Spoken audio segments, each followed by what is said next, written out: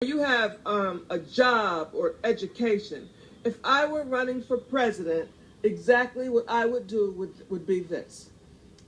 During the Detroit riots, I was a little girl. My parents owned a restaurant called the Safari House on Dexter. We lived on Hazelwood. Well, the National Guard was called, and they were on every street in tanks, rolling through the neighborhoods in tanks. And niggas had their ass in the house at 6 o'clock.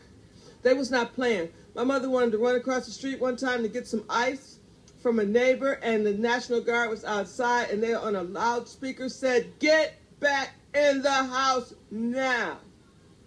And this is what I would do. I would have tanks rolling through the streets. I would have tanks rolling through the streets. I would make it mandatory that every black child has a high school diploma, a GED, a trade, or go into a job corps. If you don't, and you're not 18, then your parents will be held responsible and even jailed, but penalized. And this is how it would have to be. We have to start policing our areas ourselves. The police were howling and shouting and protesting about the police killing us. And yes, Freddie Gray's murder was terrible. Trayvon Martin's murder was terrible. Michael Brown's murder was terrible. Tamir Rice, and on. Sandra Bland. But I'm talking about more black people are killing more black people than the police are doing and the Ku Klux Klan. Like I said, I think that what happened was in the late 80s and the late 90s, crack became an epidemic.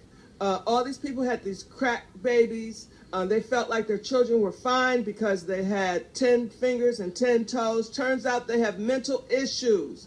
These children are, and adults now, some are adults because that was in the 80s and 90s.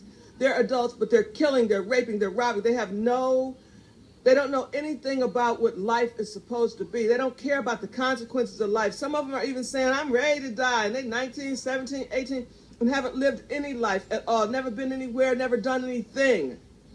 They don't know anything. We come from kings and queens. We built pyramids. Our ancestors fought and died for us. They were enslaved. We were beaten, taken from our families, taught another language, brought over on boats, committed suicide. I mean, all of this for the world, our black